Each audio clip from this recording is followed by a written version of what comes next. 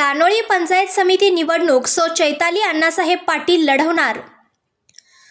दानोळी तालुका शिरोळ येथील श्रीवर्धन पाटील फाउंडेशन दानोळी संचलित SP विद्यानिकेतन जैनापूरचे संस्थापक अध्यक्ष डॉक्टर अण्णासाहेब पाटील यांच्या पत्नी सौ चैताली अण्णासाहेब पाटील या दानोळी पंचायत समिती निवडणूक लढवणार असल्याचे चित्र स्पष्ट झाले आहे। सामाजिक, शैक्षणिक, राजकीय क्षेत्रात अग्रेसर असणाऱ्या सौ चैताली पाटील ह्या पंचायत समिती निवडणुकीमध्ये इच्छुक असल्याने राजकीय हालचालींना वेग आला आहे।